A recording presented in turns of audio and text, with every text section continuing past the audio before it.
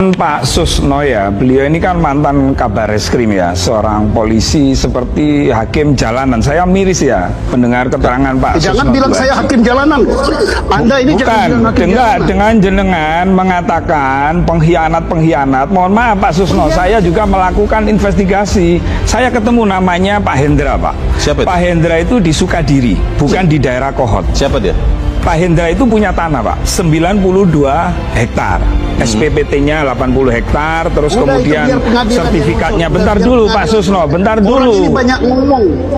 Bentar dulu Pak Susno. Pak Susno, kita beri kesempatan. Gak boleh otoriter Pak Susno. Oke, Gus Rofi langsung gak boleh lanjutkan otoriter. saja. Saya ini mau cerita. Gus Rofi lanjutkan saja ya, bicaranya. Jadi begini, Pak Hendra itu menawarkan tanahnya karena dianggap saya berkomunikasi, kan saya mengadvokasi tuh menawarkan masyarakat. Tanah kepada? Minta tolong kepada kami untuk dijual kepada PT. Saya sebutkan aja PT PIK.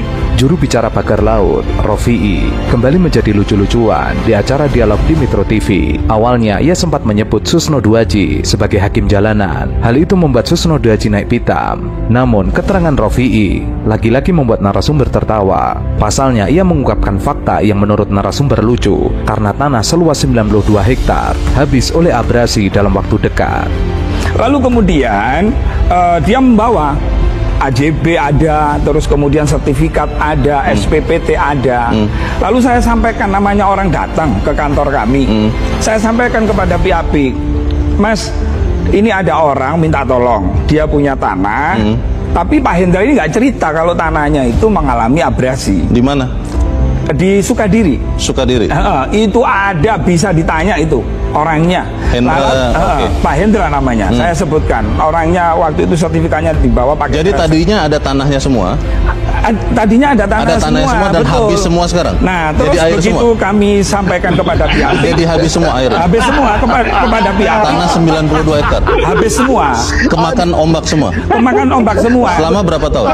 Nah, untuk tahunnya kami tidak tahu ya. Surat tanahnya tahun berapa? Nah, kami tidak ngecek, kami sampaikan.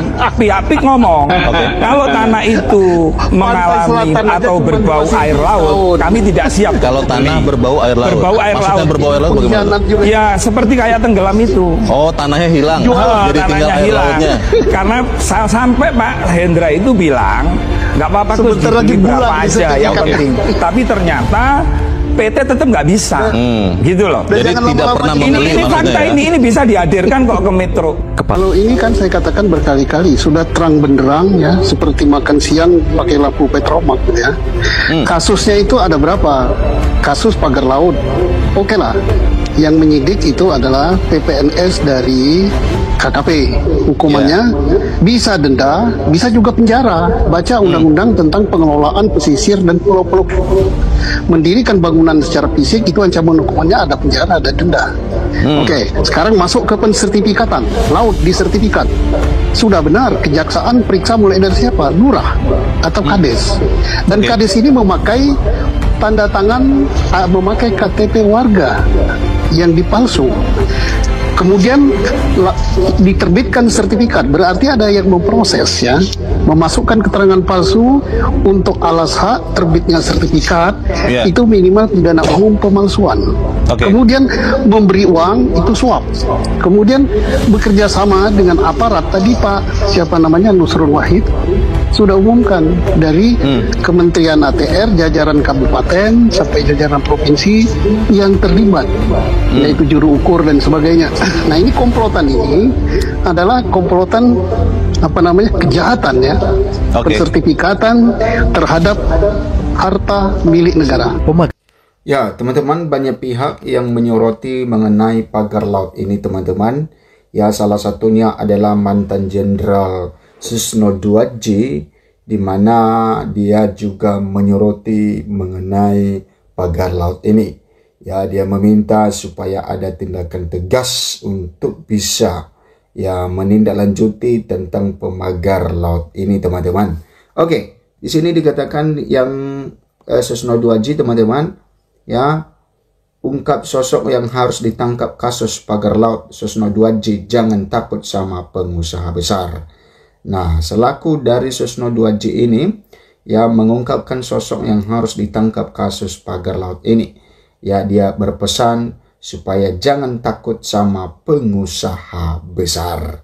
Nah, siapakah pengusaha besar yang dimaksud oleh Susno 2J di dalam hal ini, teman-teman? Nah, mari kita lihat. Mantan Kepala Badan Reserse Kriminal Polri, Komjen Pol Purnawirawan, yaitu Susno 2J, mengungkapkan sejumlah sosok yang harusnya ditangkap karena diduga terlibat dalam kasus pagar laut di Tangerang itu. Nah, kemudian teman-teman, dirinya menyoroti langkah Bareskrim Polri terkait laporan LBHAP PP Muhammadiyah terkait pagar laut Tangerang. Susno geram lantaran waktu penanganan laporan yang dinilainya terlalu lama. Nah, ini salah satu yang disoroti oleh Susno 2J, teman-teman, bahwa laporan LBHAPPP Muhammadiyah itu tentang pagar laut di Tangerang, yang dia menilai bahwa penanganan laporan tersebut sangat lama, sehingga Susno 2J ini sangat geram melihat hal tersebut.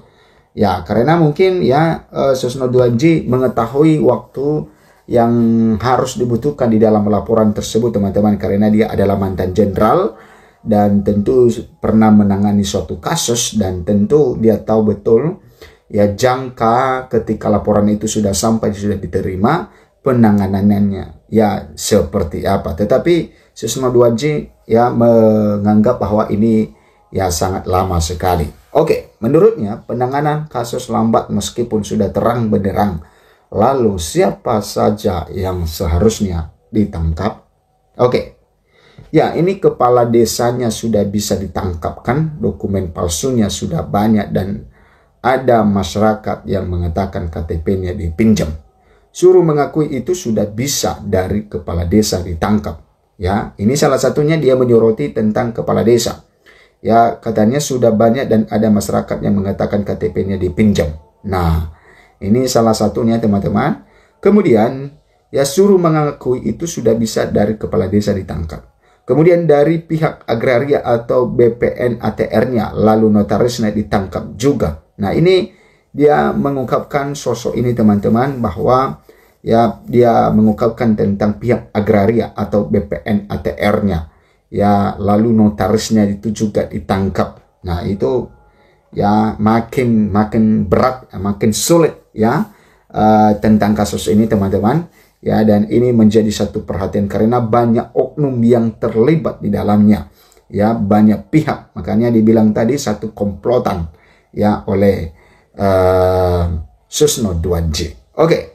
Ujar Susno seperti dikutip dari Tribun Jakarta Rabu 29 Januari 2025. Lebih lanjut, Susno menegaskan aparat semestinya tidak perlu gentar dengan korporasi di balik pemasangan pagar laut tersebut. Nah, dia memberikan satu pesan kepada para aparat supaya benar-benar menjalankan hukum, benar-benar menjalankan tugas dan kewajiban, jangan takut dan gentar. Nah, memang kita percaya bahwa aparat di negeri ini tidak pernah takut menghadapi para penjajah pun mereka siap untuk berperang. Mental mereka itu sangat kuat sekali. Oke. Nggak usah takut sama pengusaha besar lah.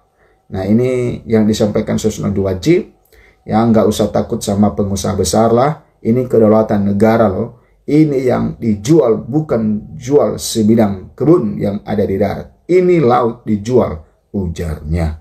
Apalagi banyak pihak yang sudah mendukung untuk segera menangkap para terduga pelaku. Apalagi dukungan sudah diucapkan Presiden RI Prabowo Subianto, Ketua DPR RI Puan Maharani, Ketua Komisi 4 DPR RI Siti Hediati Soeharto, hingga rakyat Indonesia. Memang banyak pihak yang menekankan hal ini, teman-teman. Bapak Presiden juga angkat suara di dalam hal ini, dan terutama yang menjaga kedaulatan Indonesia ini adalah masyarakat sendiri. Susno juga menyebut bahwa pelaku yang terlibat adalah pengkhianat. Ini banyak sekali pengkhianat-pengkhianat yang mengatakan tanah tenggelam, sawah yang tenggelam, itu pengkhianat, ujarnya. Diketahui Arsip bin Asip adalah kepala desa Kohot Kecamatan Paku Haji, Kabupaten Tangerang.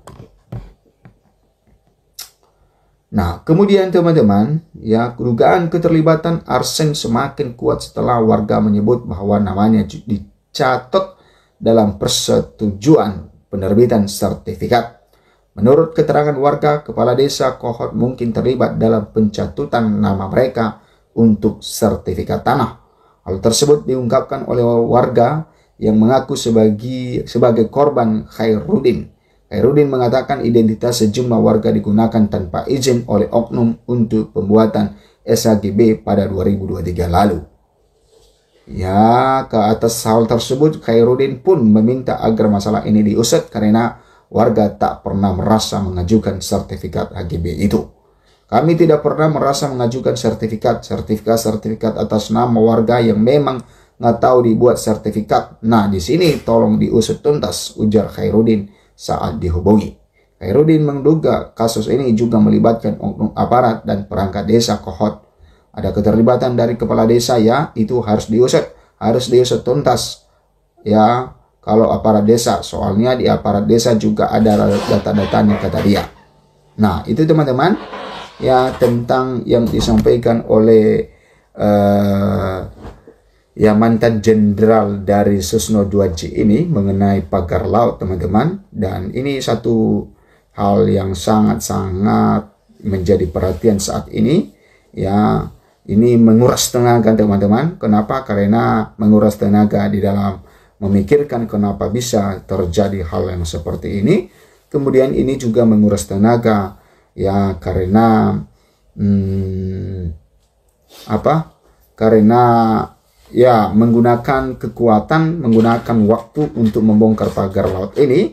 Dan ini, ya, menguras tenaga pemerintah pusat juga selaku Presiden Prabowo Subianto untuk memikirkan, ya, tentang kasus pagar laut ini, ya, supaya segera diusut tuntas ini, ya, dan kita mengharapkan keberanian dari pihak kepolisian.